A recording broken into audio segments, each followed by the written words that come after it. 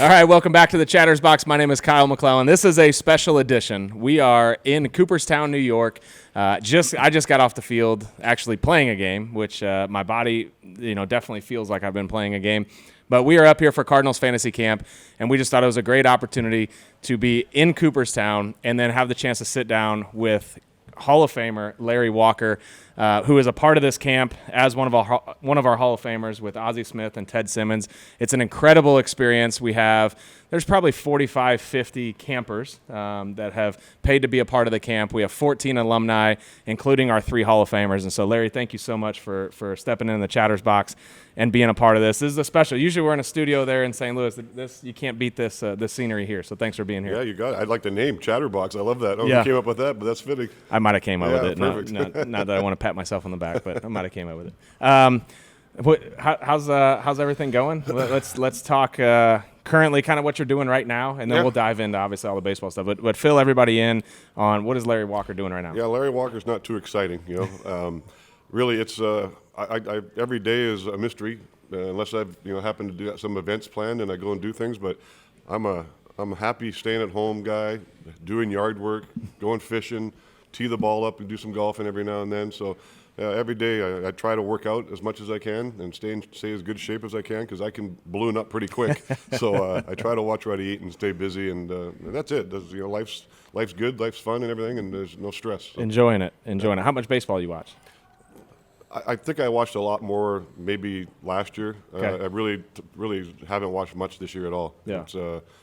I don't know if it's just the time isn't there, or being on the East Coast doesn't help either because games start so late, and it's like I want to watch a hockey game too, and I can only get to the second period, and I'm in bed sleeping. Yeah.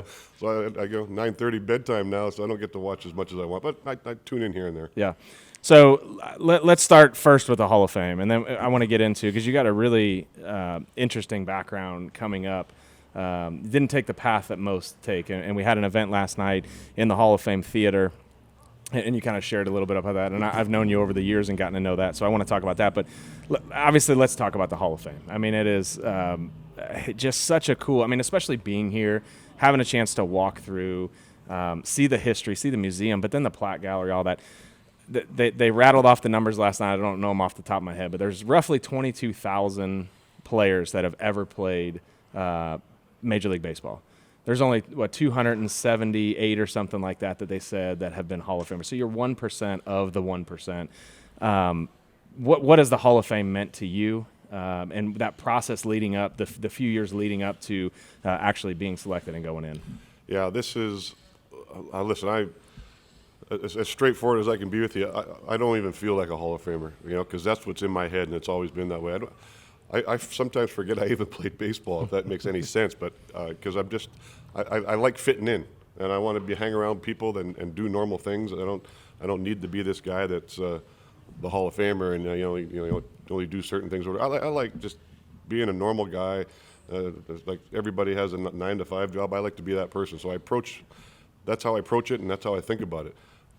I get reminded about it because I get to come here every year, and I get to ride in the back of a car and do a parade down Main Street to the Hall of Fame. I get to sign autographs and put this HOF 2020 thing on there, which, really, like I said, I spoke last night about it, and I almost teared up talking about the phone call, and how it happened, because this is the top of the mountain right here, and somehow I made it, and a day doesn't go by where I'm not grateful and very blessed for having the opportunity to represent the Hall of Fame as a Hall of Famer. It's cool to say. So, towards the end of your career, when you're starting to stack these accomplishments up, are you thinking about it? No. You're thinking it all like, hey, I want to play another year because if I can get another year. Yeah. All right, so if you hear some stuff in the background, just so everybody knows, we're at the field. We're at the field. There's a game going on here in a little bit. They're going to do announcements, but we are at Doubleday Field, and Fantasy Camp's going to have another game kicking off. So you hear that in the background. That's what we got going on. But you never thought, like, man, I need a couple more years. I need some more home runs or some more hits or some more whatever it is to build my resume. No, that never, ever, ever crossed the mind. No, it's going out there, and for me, it was trying to stay healthy, and then because injuries seemed to bother me a lot. But no, just going out there, performing, having fun, competing, wanting to win. That's it. And then after I retired, it never entered my mind either. Because my first year on the ballot, whatever I was, 20% or something. Mm-hmm. Well, that's a far far cry from the 75% you need. So it never entered my mind until years 9 and 10, when all of a sudden I think things changed and people saw that maybe, because my bugaboo was Coors Field. That was that was the problem. So I think they finally got over that thing, and we moved on from it. So I want to talk about that. I mean, what are your feel? I mean, how do we feel about that? Well, I mean, you hear it all the time, right? Yeah. I mean, it was your name, and then immediately, well, he played at Coors Field. Yeah. Well, half the games he didn't play at Coors Field. Yeah, I played 31% of my games were at Coors Field because I played for the Cardinals and the Expos as well. So, I guess my answer to that was there's certain pitchers that pitched really well at their pitching ballparks, because some ballparks were tailored for pitchers. Other ballparks, that you could hit good at. Wrigley was a good place to hit. Arizona, the second highest sea level place, is good to hit. So every ballpark has its ins and outs, goods and bads, and Coors Field was a great place to hit. I don't dodge the question because it's true, it was, but you still had to do it. I mean, everybody that came in there, should be getting 3-4 hits a game. Yeah. But they didn't. So but like I say, it doesn't bother me. I got a chance to play in the major leagues for 17 years, and the team I played for was in Denver. Right. Oh well. Yeah. It doesn't bother me. Well, it's not like you didn't put up major league numbers on the road. Yeah, no, you were just a Hall of Famer at home and not on the road. I mean, my home numbers were, astronomical. They were out of this world, but. Nobody else did that, so I think so. Right. Yeah, I played at Coors, but I did it way better than at home. So, but oh well. Yeah. Do you think you kind of broke that for the next generations to come? Now, do you think now that you got in, the Coors Field thing is kind of not going to be as big of a topic? I think with Todd going in last year, I think that I think me kind of opened a little bit of a door there, and people like, okay, they got over it, right? Because if you're going to start nitpicking ballparks, then it's never good. I mean, we're the only sport of the 4 major sports that has every ballpark's different. Every other sport that's the same layout every place you go. So every place is going to have its weird things about it. Yeah. So talk about the call, because hearing you talk about it, if you can get through it. I mean, hearing you talk about it is just like, look, we people listening to this, it's like, we put Hall of Famers in different categories. Me as a former player, I just can't imagine. Like, I walked through there and I was just like, man, this is such a cool place. Like, I should have been better, because I would, it'd be really cool to be a part of this fraternity. You are a part of that. It took you a while. I know it was an emotional roller coaster, but explain to people kind of how that call happens, what they tell you to get ready for. You've had it obviously in years past. They've kind of given you the window, like you talk about. If they feel you're near or you're going to be near, maybe the first year they let you know. But on I think it was just year 10.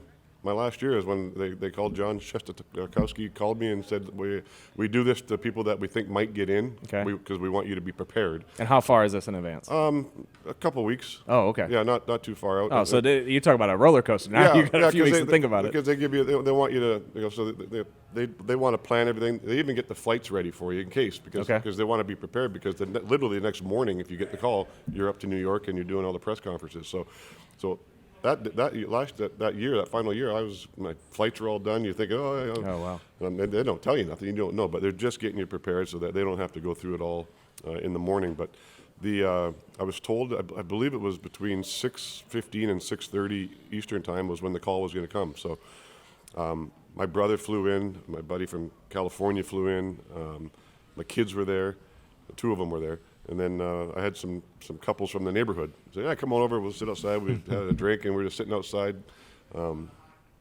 waiting. And the time came and went. So I said, well, so be it. We got. Let's give it 90 more seconds, I said, and we're taking it in. So let's go in and have dinner or whatever we're going to do. And the phone was sitting on the bar. I had my watch off, so my Apple Watch wouldn't ring or vibrate, so they could actually hear the ring. And it wasn't maybe 30 seconds left out of that 90, and 212 area code showed up on my phone, and the tears started. I tried to suck it up, because everybody's been told to record you so that they can play it on TV to see the reaction of that first phone call. And looking for Larry Walker, this is Jock O'Connor from the Baseball Writers Association. It's like, oh my God. And it's just, I told Todd Helton this year that remember the phone call you're going to get, because it's a feeling like none other. And that's my go-to moment, where it's like, oh my God, this is real. And just it took my breath away. Yeah. So what's your first thoughts after that? Like when you collect yourself and everybody's gone. Okay, so you have your party and everybody's gone, and you kind of like you're in the shower that night, or you're getting ready to go to bed. Like there's got to be at some point you're just like, I can't believe I did it. Like I did it, and then thinking about all the people that have helped you get there, and the coaches and parents and brothers and friends and all that kind of stuff that you played with over the years. Yeah. Well, the phone call comes an hour before they actually play it on TV. So there's an hour where nobody can talk, right? You can't say nothing. Everybody, all my friends that were there, they're not allowed to call nobody, and of course I broke that rule and I had to call mom and dad. So those are 2 separate phone calls that I made to let them know that that it happened. So, and Dad, I didn't know at the time, had TV crew at his house from local TVs, and I called him. And they're like, was that him? They're like, no, that was somebody else. Cause so Dad had to act surprised when he saw it on TV for the first time because the cameras were rolling. So, but yeah, it's thinking about the flight the next day, going up the press conference, going in with Marvin and Ted, and then maybe one of the most recognizable people, and Derek Jeter. So it's kind of like, oh boy, this is. And I'm not good at the camera stuff and the talking stuff, although I'm rambling on right now. I know. It's great. It's great. But yeah, just all that stuff comes into play, and how am I going to sign the signature? How am I going to? What's the HOF on 2020? Am I putting 20? What am I doing? So a lot of things go through your head, and it's an emotional roller coaster, and a lot of talking, a lot of smiling, picture taking, and just absolute joy. Who was the first one you signed for with the HOF 20? Do you remember? I don't remember because what I decided to do was I put the HOF, then when my early signatures, which I only did a handful of, HOF, and then above the O in HOF, I put a 2, and that was it. Mm-hmm. So it was HOF 20. Mm-hmm.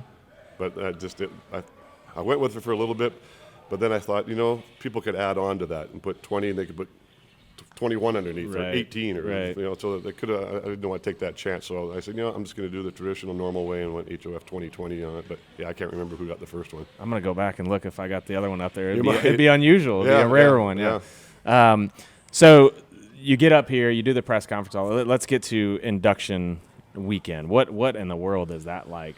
We've seen it on TV, but what is it like from a player standpoint? The communication ahead of time, you're bringing, I mean, Ted was talking the other night, he was only able to bring 8, because we were in the middle of the pandemic, and, that's got to be, tough to narrow down, but like, what's it like leading up to that moment we see everybody on stage? Right. Well, that's the thing, we trying to figure out what to write, because, that speech, I wrote it, and I wrote a lot of them. Because of the pandemic, we got delayed a year. Right. So instead of, 5 months or whatever it is, until induction weekend, I had a year and 5 months. Yeah. A lot of papers got crumpled up, a lot of rewriting.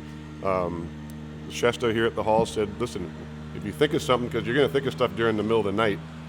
And I did. And I would wake up and I'd get my phone, and everything I was going through, what I'm going to say, I'd have part of my speeches in my head while I was sleeping. I'd get up and I'd write it down on my phone, and then next day start writing it again and just going over and over doing that. So there was a lot of preparation for me.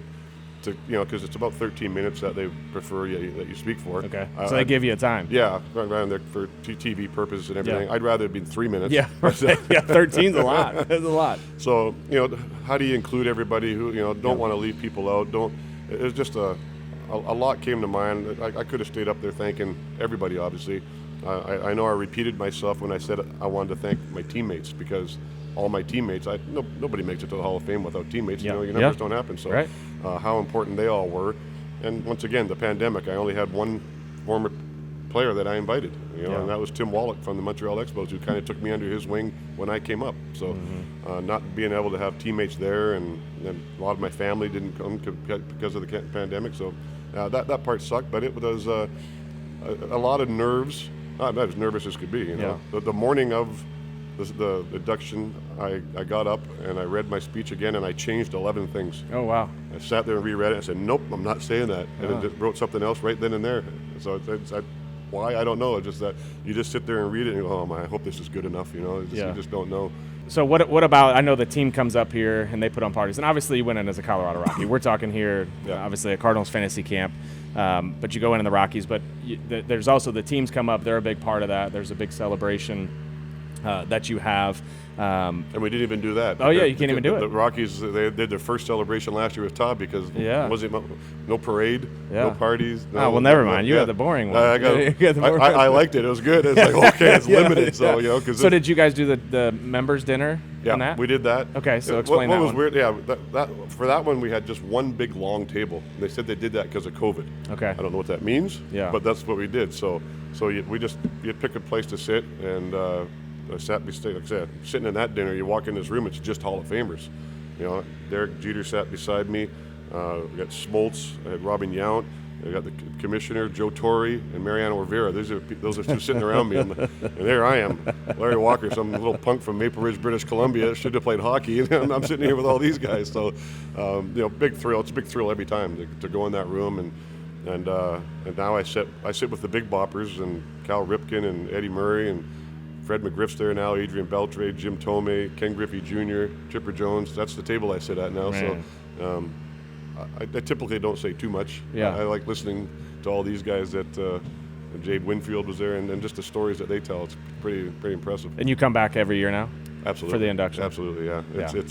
It's so much fun. The induction year was very nerve-wracking and nervous and I guess exciting too, but a different exciting.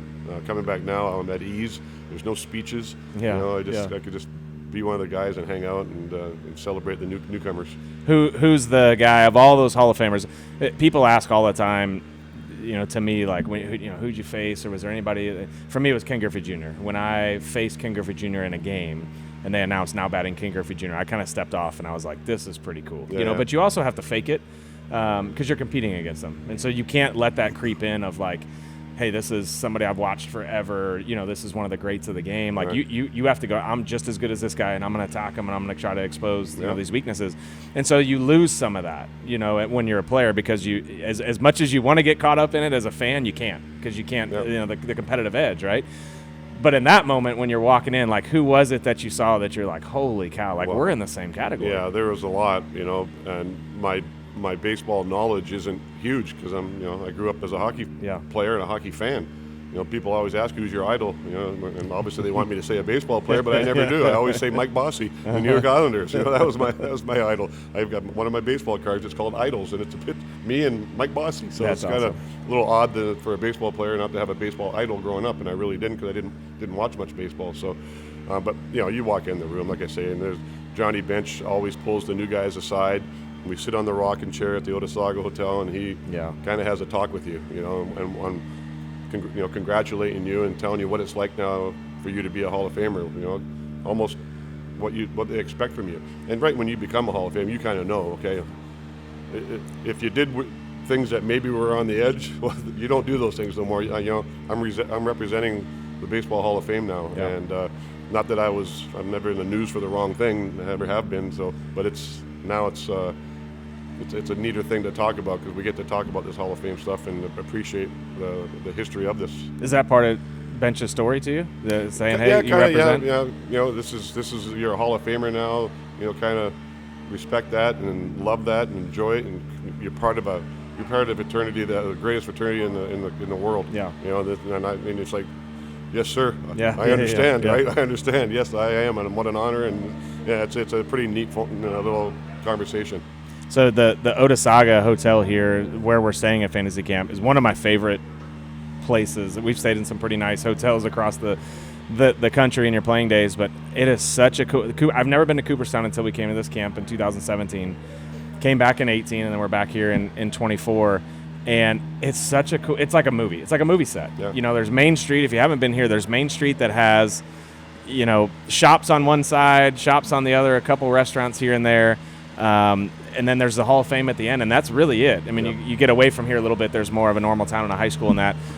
But it is the Otissaga Hotel is this old, historic, really cool hotel. And there's a fire pit that sits out back overlooking the lake, and there's these rocking chairs in this great balcony. And apparently the Hall of Famers all sit around the fire pit. Is that kind of the tradition that they all sit around? On the rocking chairs, the fire pit. Yeah, there's I mean, it's just so hard to imagine every year, like all these baseball greats are coming back and in this hotel. And it feels like we're at the White House because the place is secured. There's people out in the water in boats. Oh, really? Police out there. The only people in the hotel are the Hall of Famers and their family that they bring along. So that's all that's in the entire hotel. Nobody else allowed in. Wow, it's a really cool. If you're listening to this, sit there, just look it up online. I mean, the building itself is incredible, and then imagine all these Hall of Famers coming here to take it. The views are unbelievable. We played golf the other day at the golf course, which was probably the most enjoyable. I don't love golf. I'll play golf, but man, it was probably one of the most enjoyable rounds of golf that I've had. So, cool place up here. Unbelievable fraternity you're in. Now that you're back here, like part of this, you're here with Ozzie and Ted and walking around, like there. Like we were in the shop the other day before we had an event in the plaque hall, and you're in the shop like trying on Hall of Fame hats, and I just kind of like chuckle, looking over like there's a Hall of Famer just trying on Hall of Fame hats, in the I bought a couple too. I wanted to use my member discount. There you go. I mean, what is it coming back to Cooperstown outside of Induction weekend? I mean, Ted talks about he's been here 3 times this year already outside of Induction weekend, and Ozzie coming back for different things, and coming back just not for that, but coming back when maybe you're able to enjoy it a little bit more. Maybe that weekend there's just so much, and you're kind of wrapped up in it. But like here, you walk around, you're like, you're one of very few Hall of Famers walking around this town right now. Yeah. No, even when Induction weekend, we've gone. Donna and I have gone down and walked Main Street, and just because listen, I'm not Jeter, I'm not Griffey Jr. Right? I'm not. Right. I could kind of fit in. I put some sunglasses on, a hat, whatever, and I walk down Main Street. It doesn't always work out well because one person sees you, and then everybody sees you. So, but we walk around and try to fit in. And like I say, it's part of what I said before. I like to just be normal. So I'm going to go walk down there. Who cares? People want to chat or whatever, we'll chat. So it's just much more relaxing being here already in and not having to deal with the pressures of all the speaking and talking and engagements and everything. We still do some things. 2 years ago, I did Ozzie with his Turn 2 Foundation right here at Doubleday. We came out and 4 of us spoke to some people, signed some autographs, did a little tour of the hall with them, and so I get to enjoy little things like that here and there. But just being around the guys and having some dinners with them and everything, that's what it's all about. Yeah, we 2018, I brought my wife back for the camp, and me, you, and her got a behind-the-scenes tour of the Hall of Fame. And at the time, it'd been on the ballot, but obviously weren't in. And so we're underneath in the Hall of Fame, and they pulled out some stuff, and they pulled out one of your bats, and I said, I don't know, he was probably 10 for 10 with 8 home runs in that game or whatever. But you're holding your own bat, and they made you put the white gloves on. And that's something I'll always remember is like walking through the Hall of Fame. Now, I want to make sure that every player that's ever played, they said they have a file. So, there's plenty of your stuff in there, but I want to see some. So they pulled out this file. I think there was a blank sheet of paper in there that just had my name on it, but I got my picture with that. But that was a cool moment for me going through kind of the underneath part, and it's remarkable to see all the stuff. Mitch Harris was talking yesterday. They did it, and he got the whole Babe Ruth bat and Lou Gehrig's glove, and like there's so much stuff underneath that they rotate through the museum, which is incredible. But that air conditioned room, it's kept at a certain temperature. There's numerous. I don't think they use water. They use a foam because there is a fire. The water is going to ruin everything. So it's the lights go off when you're not in there, just so things don't lose their color. Yeah, it's a pretty neat place to walk into. Yeah, if you haven't been to Cooperstown, you're a baseball fan. I mean, come here for 2 days. I don't know if you could stay here for 4 or 5. I mean, everything's so compact, and you can get through the museum in one day. But man, and we're here in September. The leaves are starting to change. The weather's great. I mean, this is probably the best time you could. But it is. I mean, I couldn't recommend. It's hard to get to. Not easy to get to. There's lots of little towns along the way. There's places you can drive to. Little towns that make their own little products or have little gift shops and everything. We do that when we come here, and just to check out other little places, buy little gifts and stuff. It's pretty neat everywhere. Yeah, it's an awesome place. Let's talk a little bit about how you got here. Long road to get here from the airport, also a long road in playing. But you grew up, played very little baseball. You were big into hockey, grew up in Canada. How in the world did you end up going from that into one, getting a chance? How did you get noticed? And then to be able to develop, you obviously had to develop a lot faster than ever. You had to come in behind, right? Yeah. I mean, just athletic. Well, I'm an athlete, so that helps. I could pick up things pretty easily. I don't care if we're flicking a coin against the wall. I pick up things pretty easy. When I retired, I took up 10-pin bowling, and my 3rd year into it, I bowled a perfect game. So it's just like, okay, and I stopped doing that. But it's just the things came easy for me, but it wasn't without a lot of work. I played 15 games of baseball a summer till I was 16 years old, and then I played in a season of 70 games. So got asked to try out for Team Canada in 1984 in a World Youth Championship. So the U.S. played against and many other countries, and I fared fairly well in that, a 2-week event, and it was in Kindersley, Saskatchewan. And then 2 weeks after that, I played for Team British Columbia and represented us against U.S. college teams in an event in British Columbia. And I think I hit like 480 against U.S. college teams. And the Montreal Expos saw enough that they took a chance. And I couldn't say no to the signing bonus, $1,500. So I was like, what? And at the time, that was about $2,000 Canadian. So I signed that contract and got my $2,000, bought my girlfriend a nice necklace. She dumped me shortly after I left for spring training, and I drove in my Pathfinder from Vancouver all the way down to Florida. And it took a couple weeks to get down there, and it began. Just, like I say, went to 5 instructional leagues, learned how to hit, learned how to play, listened to my coaches, and worked my butt off. So, I mean, did you feel like you were behind when you got there? Oh, I was way behind. Okay. I didn't even know the rules. Yeah, so I want to talk about that because you've told this story, which I think is pretty amazing. In professional baseball, you're on, I think it was first to third. Yeah, it was a hit and run play in Utica, New York, which is 33 miles from here. Okay.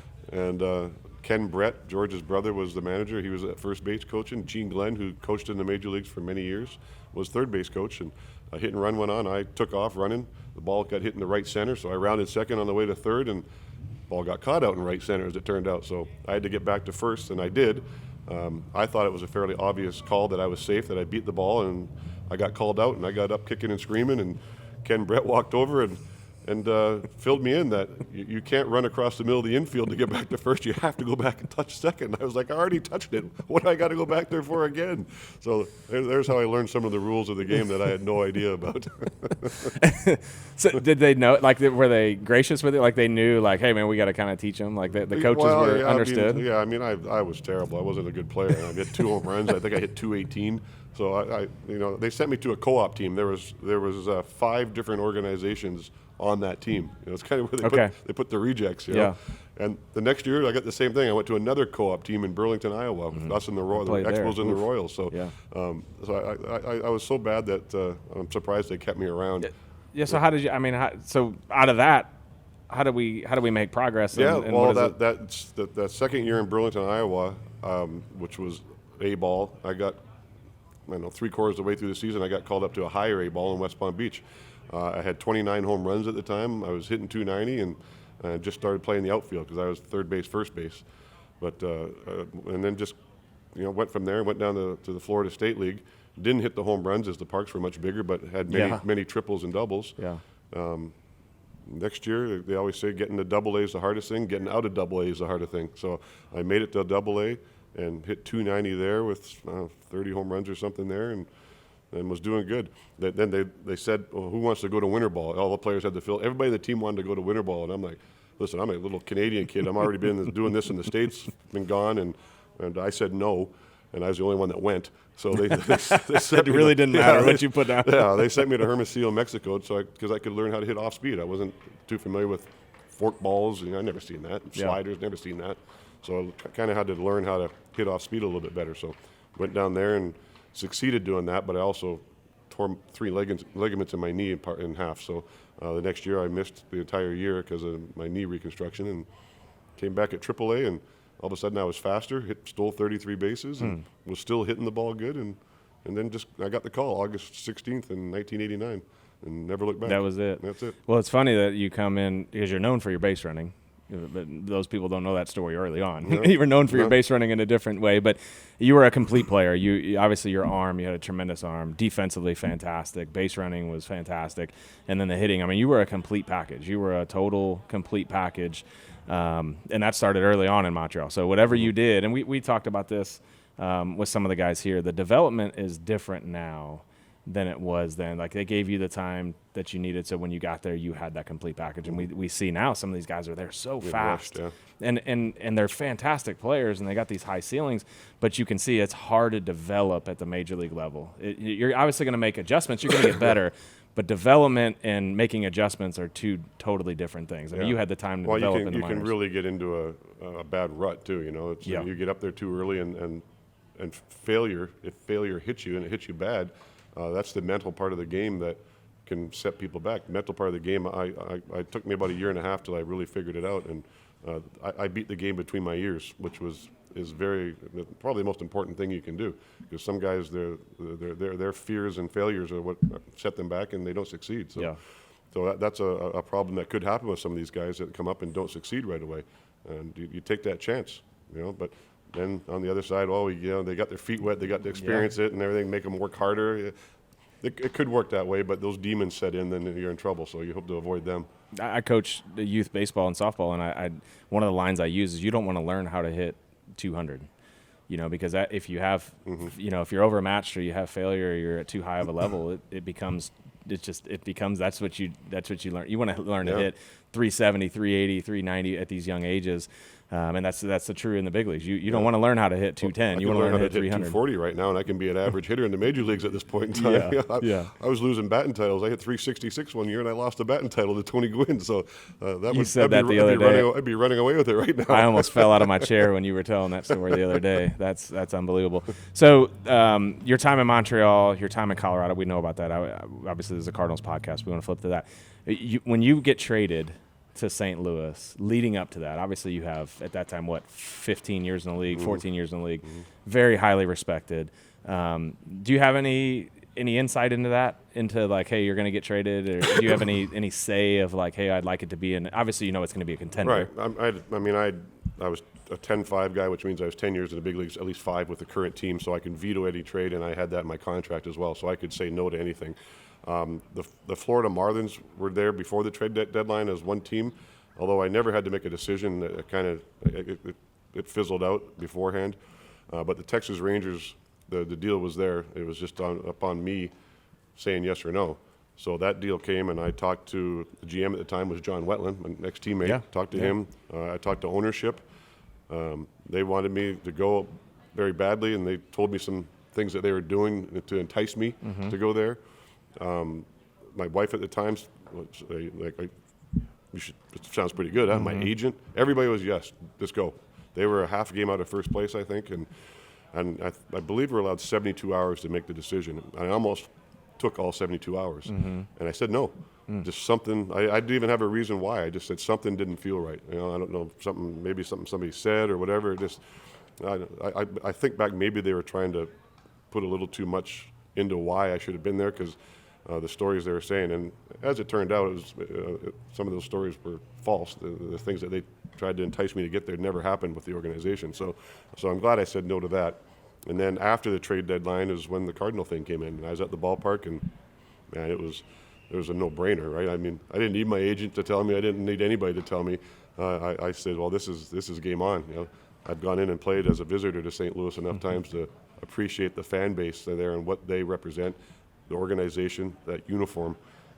Let's go, So I had one of my kids was in town visiting, and my mom was in town, and so they just got there, and now I'm leaving. So they wanted me, the Cardinals, can you leave now type thing, and get here for the game tomorrow.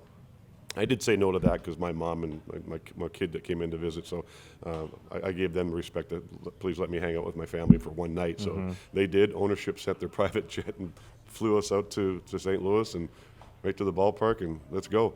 Went out there with my purple gloves and everything, and it all began. So I was in Peoria, Illinois, in Low A, and we had a really good, one of our best pitchers, Jason Birch. Yeah, he was in the trade. Yeah, was our closer out of Nebraska, and during the game, somebody runs down. This happened at night. It was in the evening because we were playing, and somebody runs down. And they say, "Birch, you got to come in." And he goes walking in, and then word starts spreading that they traded for Larry Walker, and Jason was a part of that trade, and they shot off fireworks at the stadium in Peoria, Illinois. They shot off fireworks to celebrate that we made a trade for Larry Walker.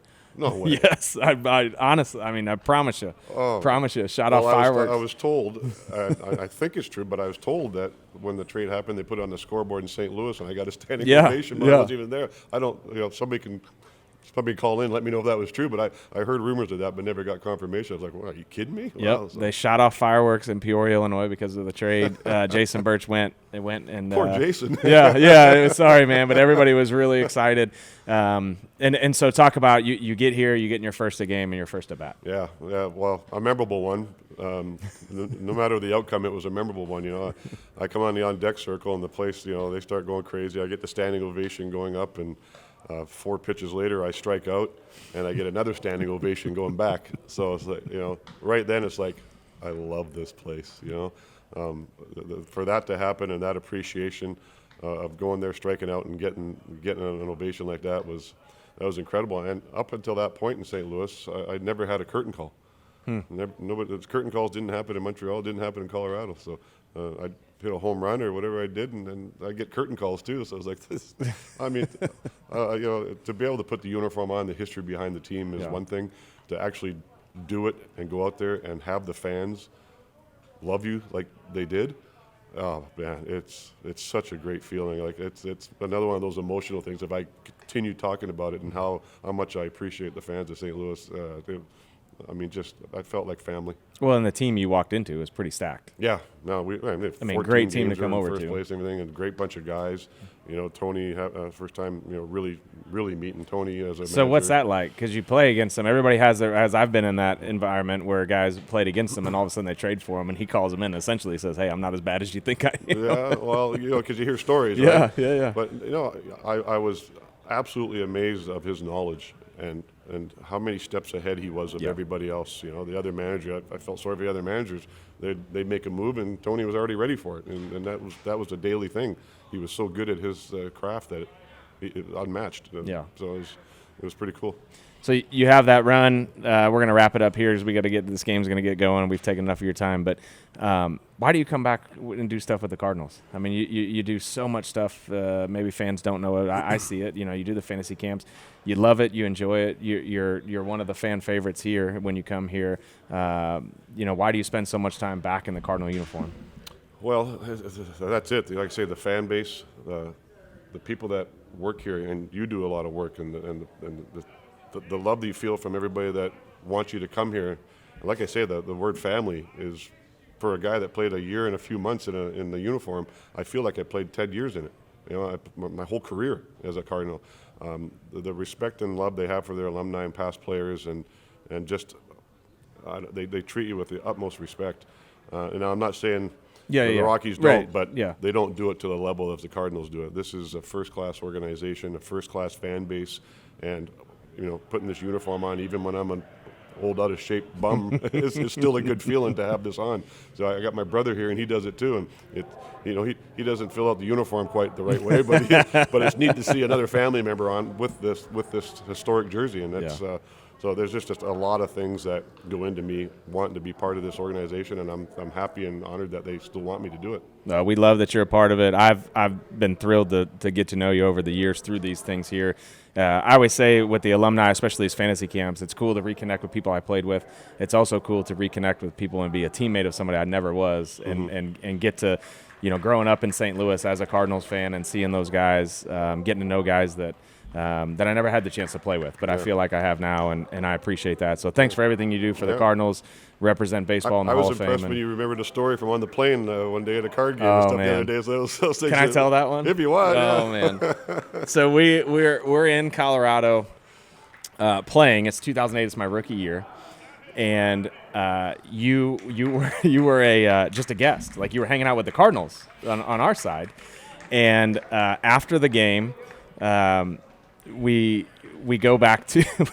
Which one can I tell? Can I tell both? Tell whatever you want. Yeah, I got nothing to hide. Yeah, I got to rephrase the one. But so we're on the bus, and I think our bus driver he's driving pretty slow, and Larry Walker's in the back, and it's pretty quiet after the game. I don't know if we won or lost. Didn't matter. And Larry Walker's on our bus going back to our hotel. Obviously lived in Denver, and he yells, "Hey, Bussy!" He goes, "Speed up! We got a turtle peeing on our tire."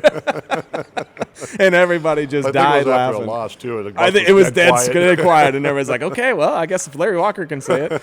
So then we get back into, and on the road, some of these guys had suites in their contracts, so that, we'd a lot of times end up in those. We'd have a card game or, just hang out, whatever. And so we were playing cards, and you kept buying back in. And buying back in, and buying back in, and buying back in. And everybody's looking around, and nobody said anything because we're like, whatever. And you're just telling stories. We were having a great time. And there's probably, because you were there's probably 20 guys on the team in the room. Like, everybody just wanted to kind of be there, hang out. We're at this huge table. I think it might have been Izzy's room. And nobody was going to say anything. Usually it's a one buyback rule, but you were buying back like 8 times. And he all of a sudden he looks around and he said, boys, I might run out of patience. I might run out of time, but I will not run out of money. I think I might have that night, though. You won. You ended up winning. You kept buying back so many times. You ended up winning the whole night, and nobody said anything about against it. me eventually, right? I had to pull something in eventually. But it was just so cool. And we talked about it. I'm pretty sure that was when Rick Inkill made those throws from the outfield. I think it was that same year, and you were saying you think you might have been in the dugout. Yeah, when that I was in happened. the dugout for him because I was right on line with one of them from center field, and I just sat there, and that ball stayed straight as an arrow the whole way, 6 feet off the ground. I'm like, my mouth was, like, and then did it again a couple innings later. Exactly. But it's just so cool to have you around. Like that. We go into Denver, on the Cardinals side, the relationship you built here. So much appreciate sitting here and documenting this stuff, and so happy for you, happy you're in, happy you're a part of the Hall of Fame, and certainly happy that you're always going to be part of the Cardinals family. Absolutely. Thanks so much for being here and doing it. Yep. All right, well, that wraps this episode up from Cooperstown, New York, in the Hall of Fame. If you guys love that one and you are just new to the Chatters Box, go back and check out. We have about 3 years' worth of episodes. You can go all the way back and hear some amazing interviews. Until next month, we will see you from Cooperstown, New York. See you next month.